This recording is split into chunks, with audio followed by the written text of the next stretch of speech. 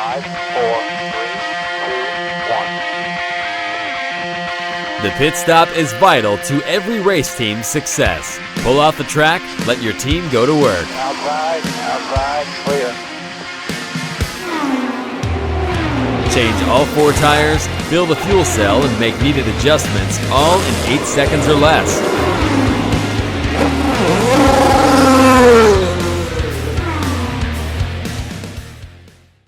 All right, hey, welcome everybody. Pits are open. Will Murata, your host. Alex Smith, our faithful engineer, producer, and we're so glad for all the folks watching on Speed Sport 1. Greetings. Hey, it's been a busy week testing at Indianapolis. Got some great news this week that we at least filled the field to 33 cars. Jacob Abel Motorsports, going to take a run at it, and then announced this week also AJ Foyt and HMD Motorsports, which is an Indy Next team. They provide 2 cars for AJ Foyt Racing. They are going to bring, and along with ELF sponsorship, they're going to bring Katherine Legge in. And so Katherine will be back, the only female entry for the 500 this year. So there's 33 cars, but I miss bump. I know that you guys do too. I used to love it when we had bump. I published an article in LinkedIn recently about the amazing disappearance of IndyCar entries. You know, 1982, which was my first in-person year, and perhaps one of the greatest years ever when you consider the finish between the shootout between Gordon Johncock and Rick Mears, where Johncock won by just under 0.2 of a second. They closed the entry list in 1982 at one. Are you sitting down, Alex? 109 cars.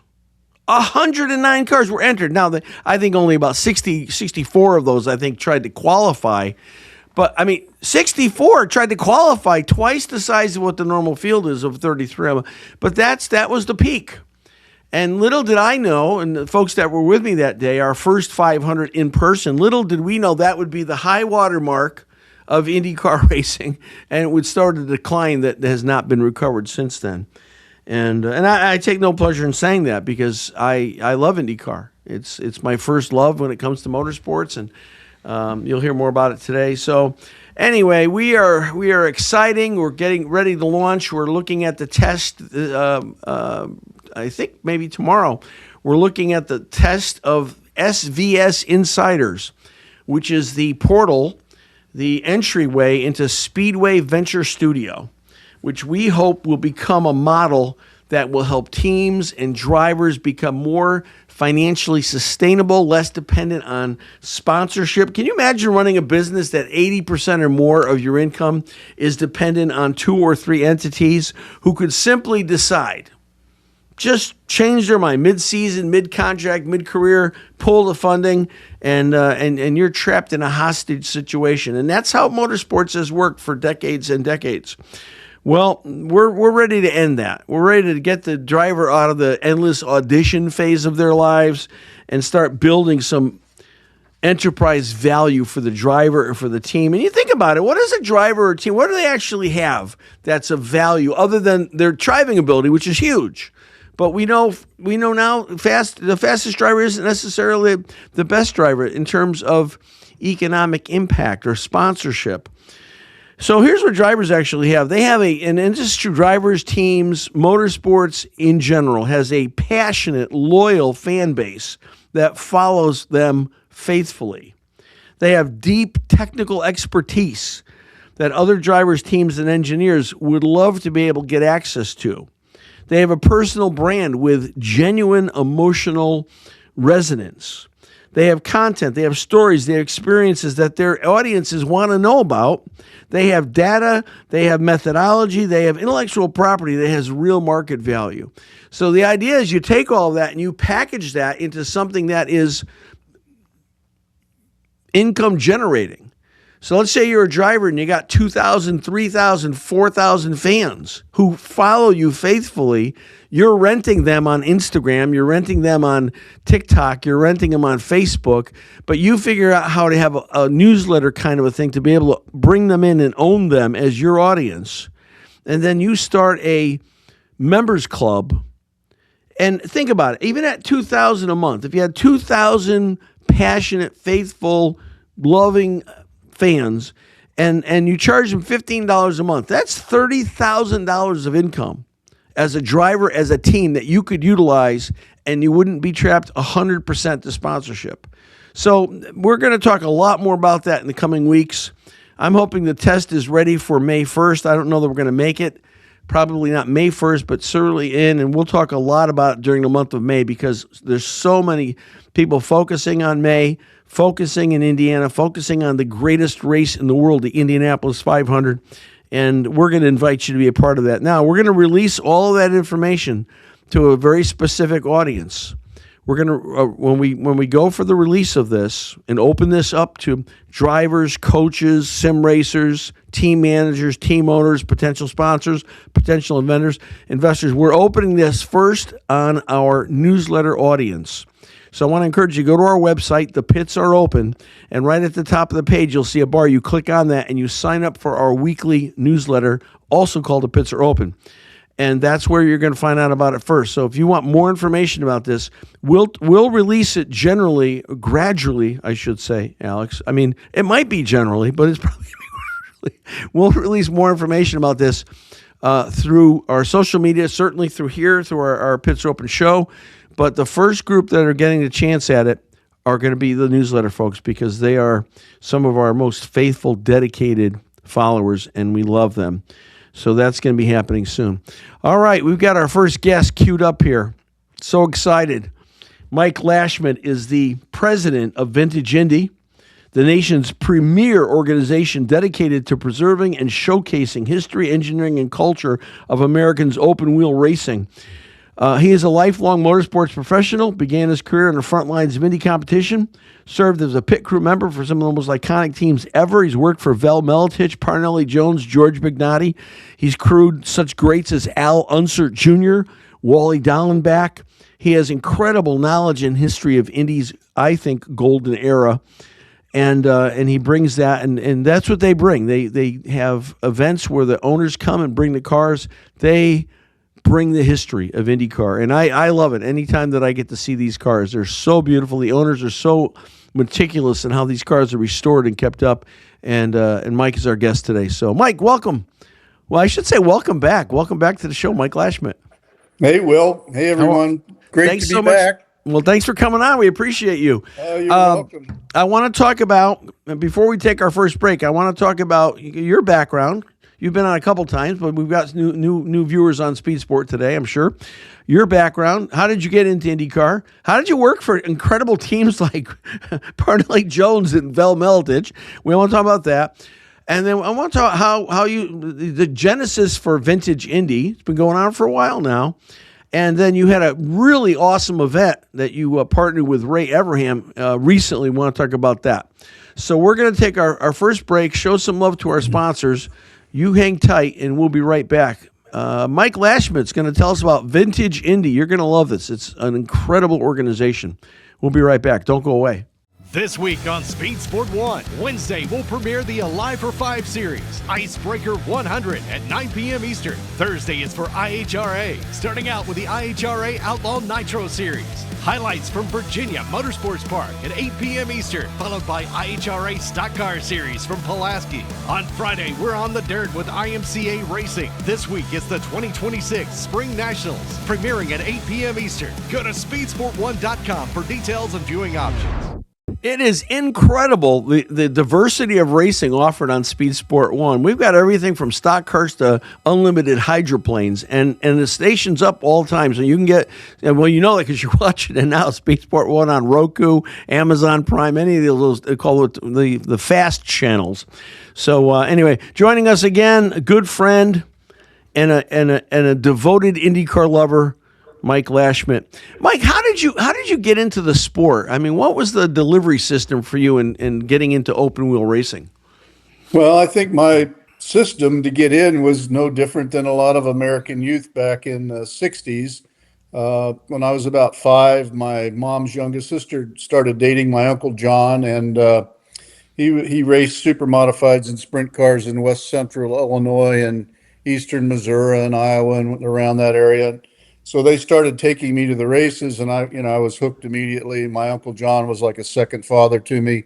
He was a mentor, just a wonderful man, and that's what really piqued my curiosity initially. And then, like a lot of American kids, slot cars, model cars, continued to follow racing.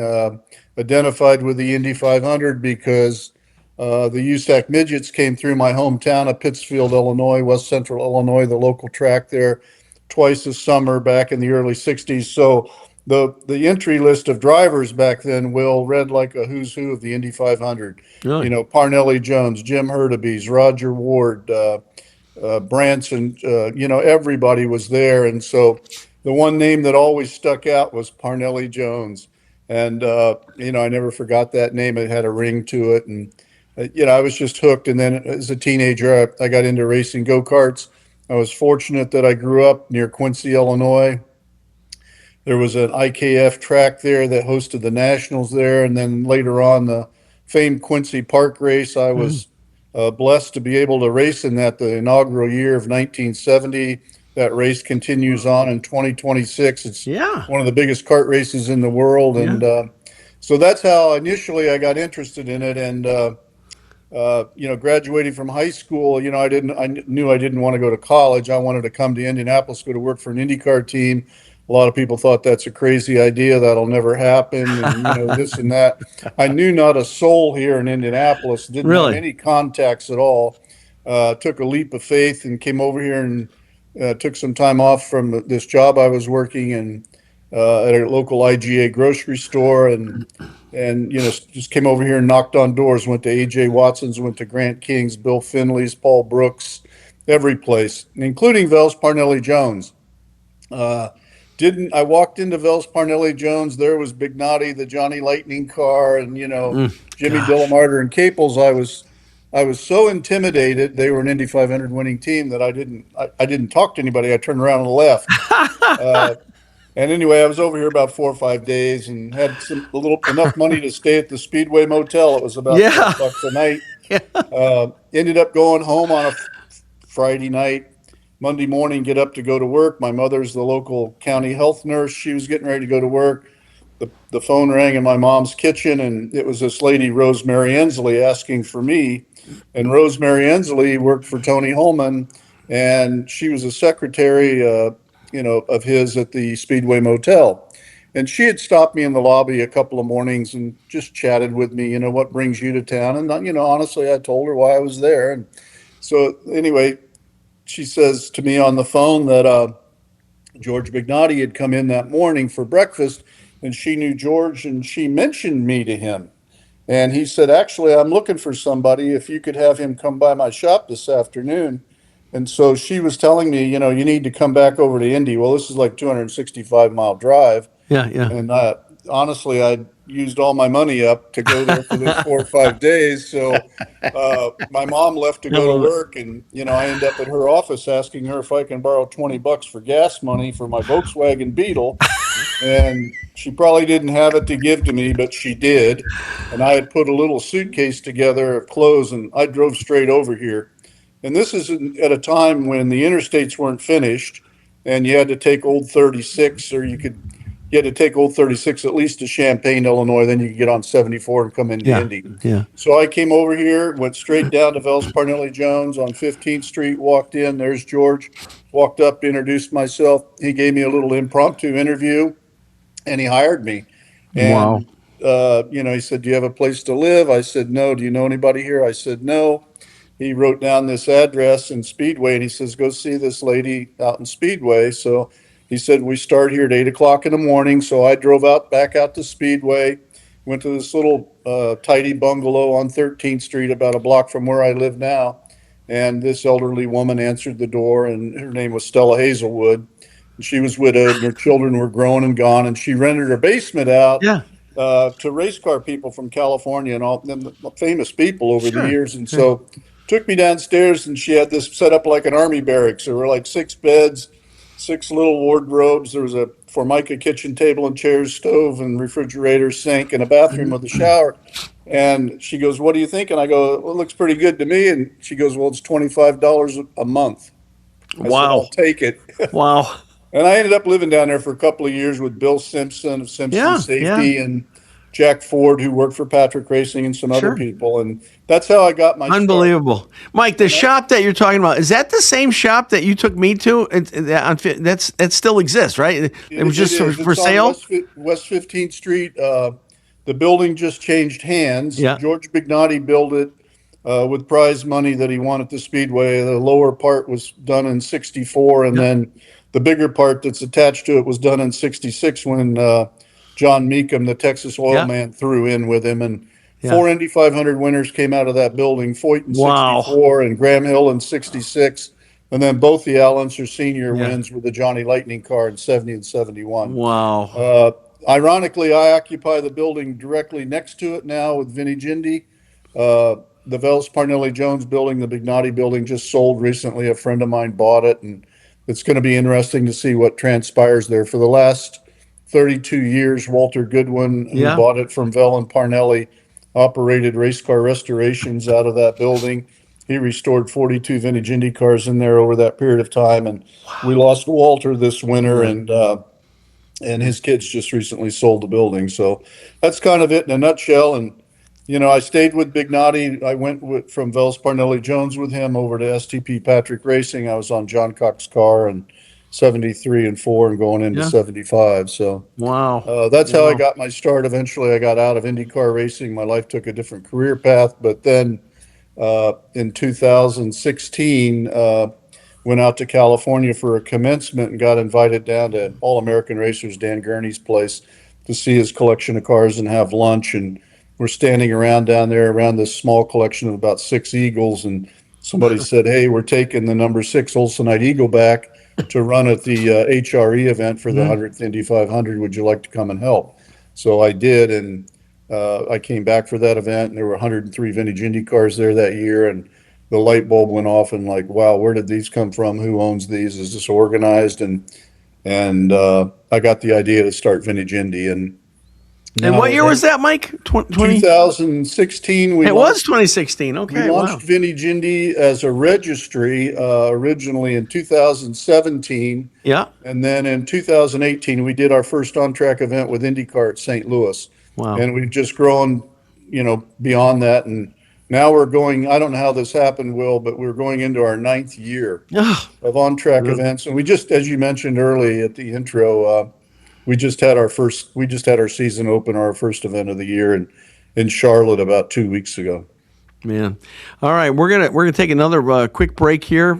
Show some love for our sponsors. Let's talk about that Heritage Invitational. I mean, I wish I could have been there. The pictures were phenomenal, videos phenomenal. What an incredible event that must have been, and we want to hear all about it when we get back. So, guys, stay with us. We got a lot more to talk about with Mike Lashmett, president of Vintage Indy. We'll be right back. This segment is brought to you by America's Christian Credit Union. If you want your money working for you without stepping away from your values, this is worth a serious look. Right now, America's Christian Credit Union is offering a 12-month certificate at 4.5%. That's one of the highest rates in the nation, and it's all available for a limited time to new members. You can open it with as little as $1,000 or invest up to $1 million. It's called a term share certificate, similar to a CD, but grounded in mission. Lock in the rate while it's still available.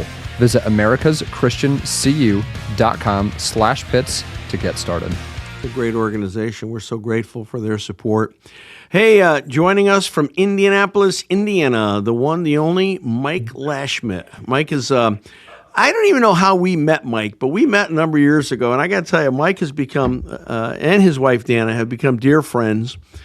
And Mike just scared the living daylights out of me a number of years ago. We were at the 500 in May, and he was doing an event with Al Unser Jr., and he was talking to all these realtors, real estate. Mike's got a background in real estate, so he's talking to all the. Was it Keller Williams or was it? About 300 people from Berkshire Hathaway. One of the Pagoda Plaza buildings. It was a luncheon, and they had Al and I come and speak, and in walks Will Marotti. So I had my whole posse with me from the Spirit of Speedway, and we just came to watch. Mike said, "Oh, stop by." So I stopped by. So I was standing there and listening, right? And Mike starts going like this. And I'm thinking he can't be signaling to me. He must be signaling to that tall, beautiful blonde standing behind me. He can't be going like that. But he was going, come here, come here. So I said, all right, I got my way through the crowd. He goes, sit down next to Al. There was an empty seat up on the stage. I'm like, what are you talking about? So I sit down next to Al, and Al Jr. gets done with his thing, and Mike says, and now we have Will Marotti here. I'm like, what are you doing? So I got to talk to all these. It was fun, but I mean that's how Mike is such a generous, giving guy. I mean, what a great man and a great friend. You know, I'm a big believer in you got to network to get work. So. Oh man, I'll tell you, I was scared the pants off me though. I couldn't sit next to you at Allen's. I'm like, what do I have to say? But anyway, it was good. So you had some really great opportunities with Al Unser, with Gordon Johncock, and of course George Bignotti, and you knew Parnelli Jones personally, right? I did, yes. Good friend, wonderful family. Dana and I were just in Long Beach with IndyCar. We went out to the RRDC dinner. They honored Derek Bell, and that's always a great evening. And you get to see so many people you know from all forms of motorsports, and of course, the Gurneys and the Joneses. They're always there, and they played such an important part in the Long Beach Grand Prix initially. So we were in the Long Beach Grand Prix corporate suite with them, and I was thrilled to see Judy, Parnelli's widow, and Paige Jones was there, her son, and Jamie, his wife, and of course Jagger was there, PJ's son. These are all Parnelli's grandchildren, and Dana got to see Joey, and it was wonderful. We spent time with the Gurneys, and the Gurneys are good friends, Justin and Alex and Danny, and Evie was at the RRDC dinner. And then on Monday, after Long Beach weekend, we went down and I got to see the finished new building that the Gurney family just moved into, and it houses the Dan Gurney Eagle's Nest collection. It's a private collection. It's absolutely stunning. I just can't speak highly enough. It's such an homage to such a wonderful man, just an icon in motorsports. It's amazing that, I mean, you mentioned those two names. If you know anything about IndyCar, you know how, or racing in general, I mean, because they weren't just IndyCar people. Dan Gurney raced everything like Parnelli did. I mean, it's racing royalty, and you're friends with both families. I can't. You know, the crazy thing is in life, you know, as a kid growing up in this little farm town of 5,000 people in Illinois, you know, I was fans of all these people. Foyt, Parnelli, Mario. Yeah, Mario. sure. I was a big fan of Mario and Dan Gurney, and you know, then get to know them, get to meet them, and then, you know, at this point in my life, I'm in my 70s, to still be friends with the family. It's you know, I feel very blessed. What a thrill. Talk to us a little bit about Vintage Indy. You've got a number of owners across the country. I don't know how many, 200. I don't know how many cars are involved, but some of the most beautiful cars. I mean, and you talk about Vintage Indy. You bring the history. Talk to us about Vintage Indy. How do you get everybody together? What events do you do? And then tell us about your opener at the 1010 Heritage Invitational with Ray. Well, we bring the history. That's our tagline. You'll notice in just about anything we put out there, and we truly do. I mean, we have 330 members representing about 190 restored vintage Indy cars. The organization continues to grow every year, both event-wise, membership-wise, and otherwise. We just had our season opener at 1010 Motorsports Club in Concord, North Carolina, directly across Moorhead Road from Charlotte Motor Speedway. 1010 Motorsports Club was a joint venture between Rick Hendrick and Bruton Smith's family. Marcus Smith, his son, the late Bruton Smith, they own Charlotte and Sonoma and I think 8 or 9 other tracks. They developed this facility, and there's a beautiful clubhouse there, a 1.7 mile road course, and it's just a stunning property. It's, you pull in there, you go under a tunnel under Moorhead Road. You have to park in a new parking lot at Charlotte Motor Speedway, and then you go under this tunnel under Moorhead Road, and when you come out of this tunnel, you're in this landscape paradise, basically. Wow. That's a racetrack. And it's almost like a miniature Barber. I don't know how to describe it. We did a track walk, Ray and all of us, on Thursday morning, and it's just a beautiful property. It was an exceptional weekend. We were there with Ray Evernham and Rob Kaufman's revived vintage IROC series, and there were 18 of those cars, and we had 18 vintage Indy cars there. And then on Saturday, they opened it up with a concourse for all kinds of cars. Ray Skillman had recently restored an IROC car, and they won Best of Show with that in their Wow. class.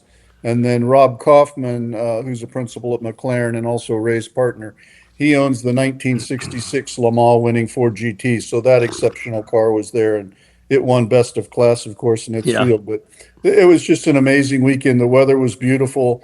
Everything went swimmingly, and Ray was terrific to work with.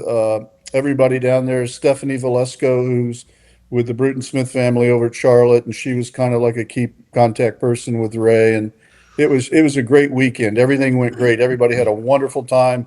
It was broadcast. I hate to say this wasn't on Speed Yeah. Sport News, but there's a broadcast company called Racing America, and they filmed the thing. You can go on YouTube and watch all of Saturday or Friday's events on there with IROC and Vintage Indy, and the footage in the cars just looked fantastic down there. I mean, you think of IROC. I mean, so many of the greats. I mean, from Mario Andretti to David Pearson to Right. Darrell Waltrip to, I mean, everybody was in that series at one point. The history between IROC and Vintage Indy. I mean, that's just like, that's trying to carry a bucket and not spill any history. I mean, that's just unbelievable.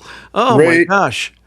Ray Evernham and Rob Kaufman bought the IROC brand from, of all people, Jeff Gordon. I don't know how Jeff ended up owning the I IROC didn't know that. brand. Wow. Okay. But they bought the brand, the federally registered mark, and 2 years ago, I believe it was 2 years ago, they did a single event up in your neck of the woods at Lime Rock. Lime Rock, sure. And that was the only event they did that year. And then last year they did, I believe, just one event, and that was out at Laguna Seca during the Rolex reunion. And I happened to be out there for that event. It was one of my meetings that was set up with Ray and I to discuss doing this year. And this paddock out there was just amazing. They had about half of the drivers of these vintage IROC cars were famous drivers who drove them in the day. Yeah. Kurt Busch, Bill Elliott, Jeff Gordon, Mark Martin, Kenny Schrader, you name it, on and on and on and on. And Al, who's our pace car driver, and my good friend Al Unser Jr., he was the Grand Marshal for all of that IROC stuff. Mm-hmm. So that was the second event. So this year, the third event that they'd ever done was this event at 10/10, this Heritage Motorsport Heritage Invitational. And they have one more event this year, and that's out at Laguna Seca with, during the Rolex reunion. But once again, at Concord 2 weeks ago, they had 10 outstanding former IROC drivers. They had 4 NASCAR champions: Kurt Busch, Bill Elliott, Mark Martin, and Jeff Gordon. They had Kenny Schrader there, Max Pappas, Tommy Kendall, Bobby Labonte was there, and on and on. I think there were 10 or 12 of them. And of course, Al was there with us, driving our Dallara EXP pace car, and then we brought Donnie Beechler along with us as well.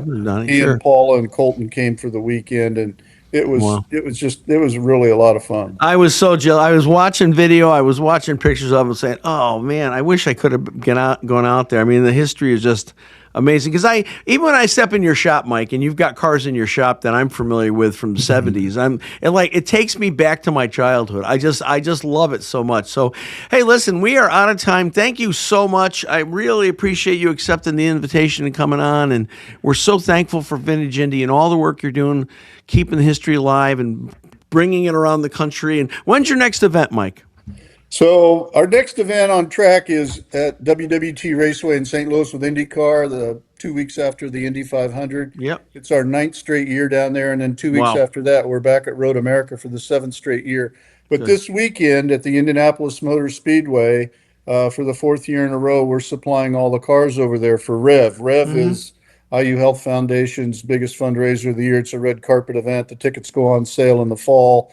It's an expensive ticket, and they sell out in about 15 minutes. So we're loading cars in over there on Thursday and Friday. Of course, IndyCar's there tomorrow and Wednesday, weather providing, doing testing. Testing, sure. Everybody's excited about that, but it's raining here, so we'll see. Hopefully, well, I'm sure you'll get it all fit in. I'm sure it'll all fit in. All right, hey everybody, Mike Lashmett, thank you so much, Mike. I really appreciate it. Look forward to seeing you soon. Good, Will. Thank you. And we love the show and love what you're doing as well. Thank you. Thank you very much. All right, everybody, don't go away. We're going to take another break, and then we'll be back with our next guest. Oh, another barn burner coming up. Stay with us. This segment is brought to you by Redline Ace. In racing, image isn't extra. It's part of the competition. Redline Ace understands that, and they build visuals that command attention the moment you roll onto the track. Located just minutes from the Indianapolis Motor Speedway in Speedway, Indiana, Redline Ace specializes in high-performance motorsports graphics trusted across every level of competition. From custom car wraps and full-team branding to helmets, haulers, hero cards, and more, they make sure your presence matches your performance. See the difference for yourself at redlineace.com and find out why champions trust Redline Ace to keep their image in victory lane. All right, welcome back. Pits are open. Will Murata, your host, Alex Smith, our engineer and producer. And, Mike Lashmett talked about networking, and I'm such a big believer in networking. I know he is. Our next guest is as well. His name is Kevin Krauss. He's a seasoned American race driver, successful entrepreneur, successful, very respected voice in the motorsports community, has had decades behind the wheel. He also owns a company called Krauss Meats, rapidly growing specialty meat company known for premium quality meats, has deep ties to racing. He's also the creator and host of the greatest spectacle in podcasting, Seventh Gear Overdrive. Another good friend, Kevin Krauss. Kevin, welcome to the show. Will, it is so great to see you again, my friend. It was great to hear our good friend Mike Lashmett on the previous segment. It's great to be back with you. And how are you, man? I'm doing great. And if you recall, I think it was Mike that introduced us in a Turn 2 suite a number of years ago. That's right, in the Turn 2 Mike's suites. the master exactly right. networker. So he is indeed. Doing well. Everything's going well. How about yourself? Have you been out driving? I mean, I know you do all kinds of driving schools. You drive for Porsche. You drive for Mercedes-AMG. All kinds of things that you do. And plus you've got the Krauss Meats. So what's happening in your life? I couldn't think of a better phrase, but you've heard the old expression, busier than a one-legged man in a butt kicking contest. That's kind of where we're at right now. Yeah, we're getting ready to kick off our market season with Krauss Meats. We're putting a big push on our newly expanded beef jerky line. And just this last week, we've decided we're going to add a line of gourmet roasted almonds as well. So an extra little protein kick. So we're going to open up with, I think, 3 flavors, and we've got 2 more under development that we can talk about a little bit later on. But on the driving side of things, it's ramping up. I'm getting ready to head out to Sonoma Raceway for the AMG program here in the middle of the month. So unfortunately, I won't be at the Speedway for the road course weekend. Yeah. I'll get back just in time for the weekend of the 500, in which I was just recently asked by McLaren to host for them again for the 500, as you know. Mm-hmm. And then just in the last few days, I've also been asked again by McLaren to serve as host for a program that they're doing back out at Sonoma Raceway the week after the 500. So, oh my gosh! Wow! Yeah. So that's we're going on running on 12 cylinders here. That's amazing. That's amazing. Full throttle. I gotta tell you, I'm as excited about anything. I'm excited to get out back to India. When I'm out in Indianapolis next month, can I get some Krauss beef jerky? Is that possible? Or absolutely. How do I get a hold of that? I want to buy some beef jerky while I'm out there. I love jerky. Oh my god. I think you got a guy. Yeah. I think you got a guy. I know somebody. That's right. So we've got we've got 5 different flavors of that. We've got our named after my mother, her famous teriyaki recipe. We've got a teriyaki jerky. We've got a fantastic original that's just super savory. We've got a great peppered garlic that people love. We've also added a honey barbecue, and then we've also got a little bit of kick with a maple jalapeno flavor as well. So right now, I think we've been kind of flat out on the production of that, but we're at about 700 bags of jerky right now. We're trying to get to the 1,000 mark by the weekend when we kick off the market season. So that's so exciting. And then my wife is going full bore on the nuts. So we've got our unapologetic jerky brand, and now we'll have unapologetic nuts. So for your viewers that are so inclined, you can do what you will with those two terms. Is that do you have to buy that there, or can you get it online? What's the best way to get a hold of the jerky, Mike? You actually can get it online. You can go through our regular website, which is kraussmeats.com, in which you'll see not just the jerky, but you'll see all the other. We've got about 26 total products, I think, up on the website. And we just added, and some of your viewers may be not old enough to remember this, but it's sort of a family thing in the Krauss family here. Is we used to have a traditional ring bologna back in the day. And our local health inspector a couple of years ago, when I was talking with him about, setting up shop, he said, you know what you got to do? You really got to come up with a good ring bologna, because I haven't had one in forever. Well, I've done that. So now we have that as well. So you can buy all that. But we also just kicked off our Shopify store, which right now is just our jerky as well. Soon to include the almonds. But it's great. And, to your earlier point about networking, it's obviously there's only a finite amount of time. So, we've had to balance the podcast with the new business, but we're actually trying to use those people that we know, that networking opportunity, because we're actually now in discussions with a fairly well-known racer that everybody would know the name of, and we're thinking about trying to produce a signature line of jerky. Oh, good. Wow. And the only hint I'm going to give you is that it's going to be called Smoke. Oh, wow, that is so cool! Wow. I mean, if it's who I think it is, what a very popular person. I mean, he reaches across multiple racing disciplines, so that's wonderful. Well, I'm gonna go to the website and check it out. Kevin, let's talk a little bit about the state of motorsports, but in particular the state of IndyCar. Yes, sir. I published an article a few weeks ago on LinkedIn and talked about the fact that, back in 1982, which was my first in-person exposure to the Indianapolis Motor Speedway, watched it on TV and listened on radio as a kid before that. But they had 109 entries in the 1982 500. I think 64 was the number that actually attempted qualifying. It's at a point now, the last 10 years, we're struggling to get 33 cars, 34 cars. 35 is a huge field, and we all loved bumping. I mean, it was such an incredible time. So exciting when people were going out and people were getting bumped, and they'd get back in line and try to qualify and bump their way back in. There's a lot of reasons why it doesn't happen anymore, but do you think is there any hope in the future about getting back to not just 33 cars, but getting bumping back and having multiple entries beyond 33? What's your take on that? Well, I think the romantic in all of us wants to see at least 40 cars shooting for the 33 spots. That would be something. And unfortunately, in the current day and age with the economics, and it's unlike 1982 when you were first there, or 1975 when I first went there.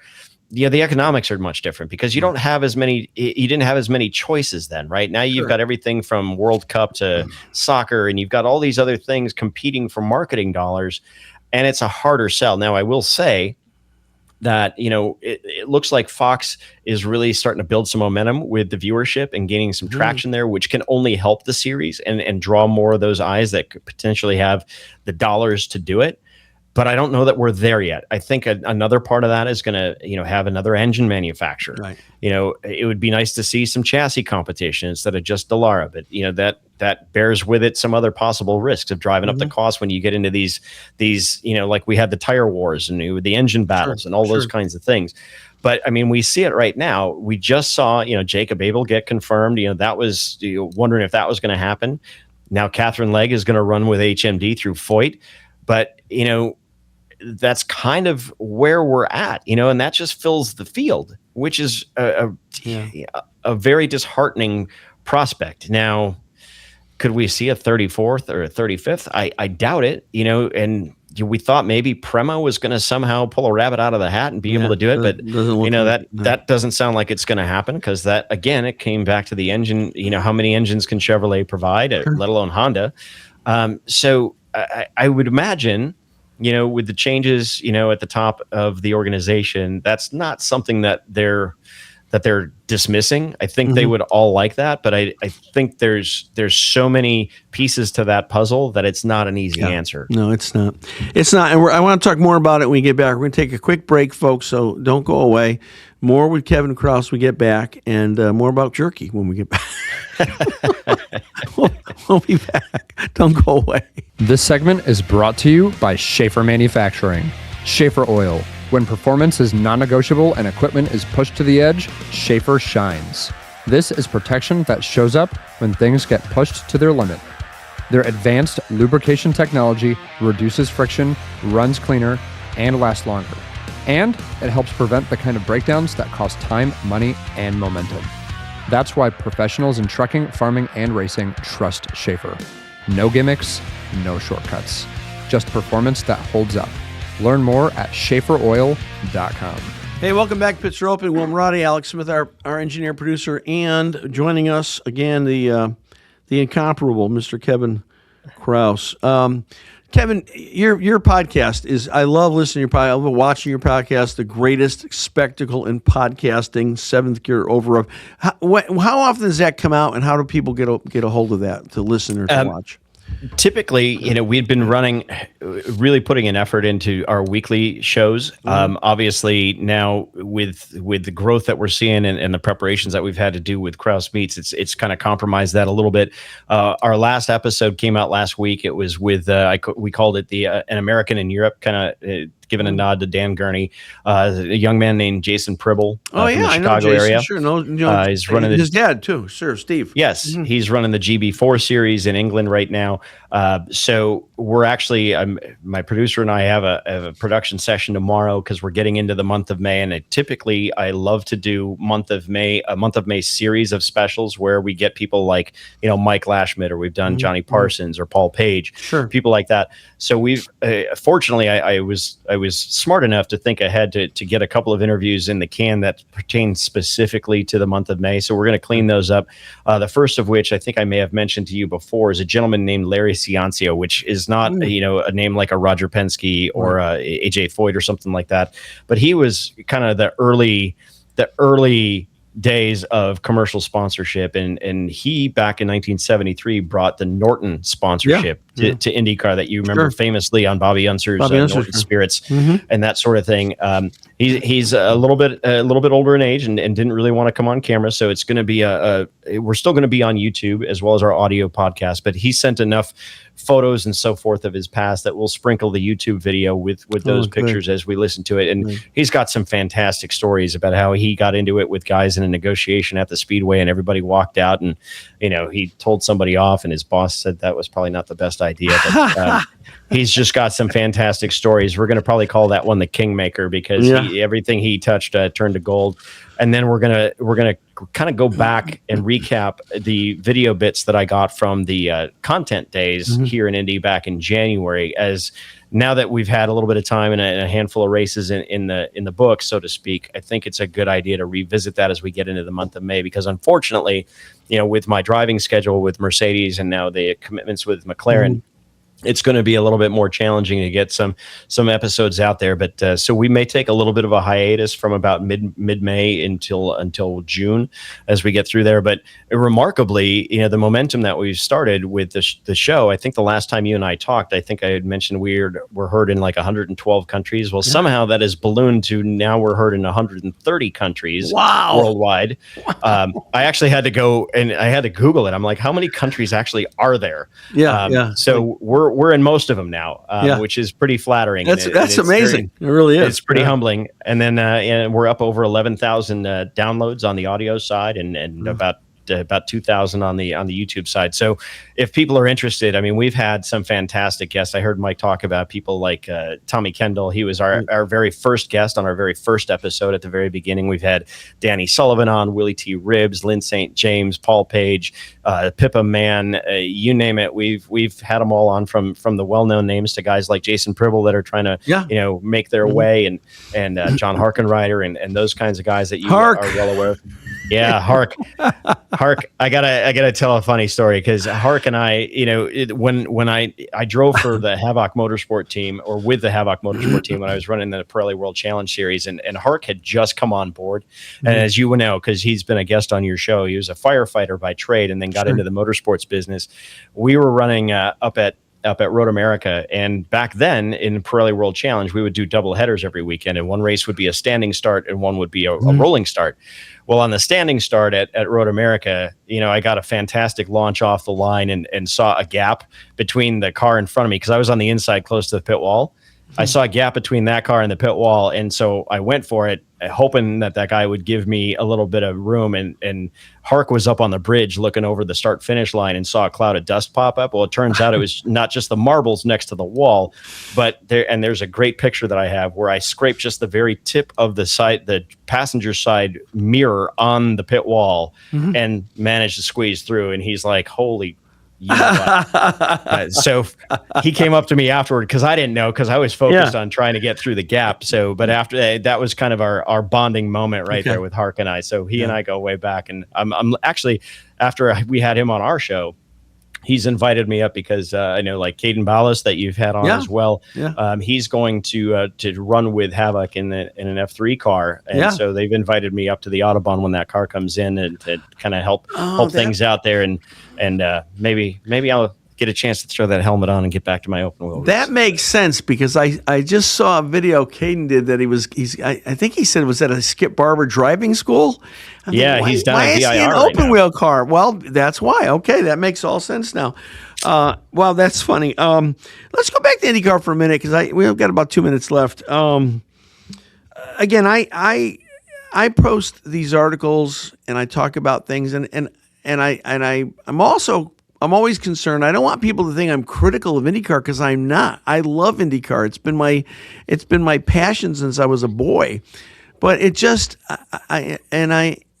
I know we always look back at history more fondly, perhaps, than it really was. But to have 109 entries in it in 1982 and to have barely make the field of 33 now, I just don't think it's good for the sport. And I love the sport. I don't think it's good for, and I don't need 40 entries. I'd be happy with 36 entries. I'd be happy with, let's just have some bumping. And I know it's hard. And I think probably the biggest hurdle, maybe you disagree, I think the biggest hurdle with that is engine supply, because Honda's only going to put out X number. Chevy's probably stretched now because Jacob Abel's a Chevrolet, Foyt's Chevrolet with Katherine Legge and HMD. I don't know. How do you expand that? Is that an expandable universe either on the Honda Chevrolet, or do you have to bring, and can we get a third manufacturer to come in and help relieve some of that for Honda and Chevrolet? I think you're 100% right, Will, and I kind of alluded to it when we were talking about it in the previous segment. Chevy was already stretched because, whether it was going to be Prema, Abel was going to be a question mark anyway if they could pry a Chevy engine out, and that's where the whole Prema part of that was definitely a part of the equation. Honda's supplying their fair share of cars. So think back to when we had Chevy and we had Honda and we had Toyota, right? And then Toyota moved back out. Obviously back well back when they had the Toyota Atlantic Series, and there was a more vested interest. But when you've got a better engine supply, because clearly they've got a long-term relationship with Dallara. Dallara can and could produce more chassis and their parts. So that's not really the issue. The issue is in the engine. No. Right. It's the engine manufacturers. And I know that there was talk about, other manufacturers, and they thought that they were close, a couple seasons ago. I'm willing to bet that that's still, probably being discussed, probably not. It's probably doesn't have enough legs to be able to be made public at this point. Sure. But the engines are definitely a big deal, and you're going to get those teams. Whether it's the part timers, like a Dreyer and Reinbold, or the one offs like an Abel, things like that are more would be better able to make a serious run at, even if it's just the 500, if there was the engine supply available. And right now they're just both Chevy and Honda are pretty much maxed out. Well, I'm willing to go to any lengths. I think Ford, again, I just feel like it's difficult. We can't get Ford to come back in, even on a limited basis. Cosworth, I know Cosworth had a motor ready to go about 3 or 4 years ago. They just need somebody to underwrite it, and that's whether it's Ilmore or whomever on the Chevrolet side. But I just feel like that, and Fox, you brought this up. Fox is doing a great job with the broadcasting of the race. Audiences are expanding. Maybe that'll be enough to lure even on a small degree, a third engine manufacturer, and we need it though. We need it. Listen, we are out of time. Kevin Krauss, thank you so much. I'm going online. I'm getting some jerky. I'm gonna give you my take on it when I see you next month. So hey, love it. Thank you so much for all you do. I can't wait to connect in Indianapolis with you, and thank you. Thanks for coming on. We really appreciate you. Yes, sir. I'm glad to be back, and I'm looking forward to seeing you on Memorial Day weekend for the 500. In some way, shape, or form, jerky in hand. We'll connect. My friend. You All got right. it. Thanks again, Will. Kevin Krauss, everybody. Hey, that's a wrap for us, folks. Great job, Alex. Good show. Great content. Next, don't miss next week. We're gonna have 2 drivers on that have just had great results. Alex Woltowski is a Trans Am driver. We had a great weekend a couple weeks ago in Sonoma, and then Taylor Reimer, 6th place at Talladega. We're gonna have Taylor come on and tell us about that next week. So we got a lot to talk about. Hey, love you guys. God bless you. We'll see you soon.